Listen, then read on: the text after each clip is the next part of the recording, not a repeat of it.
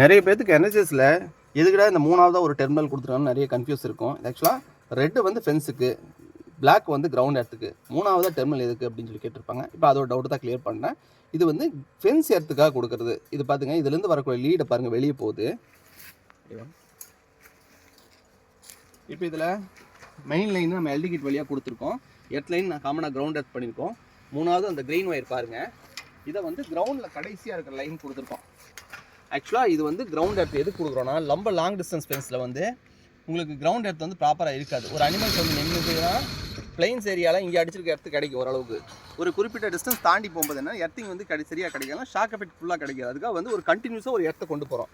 இப்படி கொண்டு போகிற இடத்துல வந்து இந்த இடத்துல வந்து கனெக்ட் பண்ணி, இது இந்த லைனாக இருக்கலாம், இல்லை மூணாவது லைனாக இருக்கலாம், எந்த லைனில் வேணால் கிடைப்போம். இது வந்து ஜென்ரலாக இப்போ வந்து வெஜிடேஷன் லீக்கேஜஸ் அதிகமாக இருக்கனால இந்த ஃபஸ்ட் லைனில் கொடுத்துருக்காங்க. காமனாக இது வந்து செகண்ட் லைனில் தான் கொடுக்கணும். எப்பவுமே ஃபஸ்ட் லைன் மெயினாகவும் செகண்ட் லைன் எர்த்தாகவும் தான் கொடுக்கணும். இந்த லைனில் தான் கொடுக்கணும். இப்போ நான் வந்து இங்கே செடி கூட அவங்க இப்போதைக்கு க்ளீன் பண்ணல அப்படின்னா டெம்பரரியாக நான் இந்த லைன் கொடுத்துருக்கேன். இதுலேருந்து நெக்ஸ்ட் லைன் தான் போடணும். First line main, second line earth கொடுக்கணும். ஆனால் இப்போதைக்கு நம்ம எர்த் லைன் கொடுத்துருக்கோம். இந்த எர்த் லைன்லேருந்து போகிற லிங்க்கில் வாங்க அப்படியே கூட ஒரு குறிப்பிட்ட டிஸ்டன்ஸு நம்ம எவ்வளோ தான் போட்டிருக்கோமோ வேலி யூஸ் பண்ணி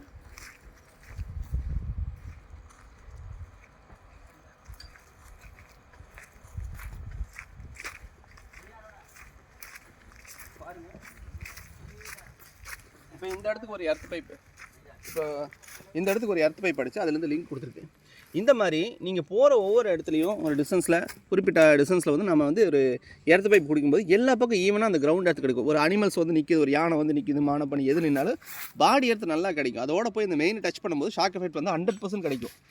இந்த கிரவுண்ட் எர்த் வந்து ரொம்ப மஸ்ட்டு. இந்த க்ரீனில் கொடுக்குற கிரவுண்ட் எர்த்துன்னு, ஃபென்ஸ் எர்த்துன்னு கொடுக்குற விஷயம் வந்து ரொம்ப ரொம்ப முக்கியமான விஷயம். இது எந்த ஃபென்ஸ்லாம் கொடுத்துருக்கோ அந்த ஃபென்ஸ் ரொம்ப எஃபெக்டிவாக இருக்கும். ஜென்ரலாக நீங்கள் காமனாக ஒரு எர்த் அடித்து கொடுக்கறத விட இந்த அடிஷ்னல் எர்த்தில் கொடுக்கக்கூடிய ஃபென்ஸ் வந்து ரொம்ப எஃபெக்டிவாக இருக்கும், ரொம்ப நல்லாயிருக்கும்.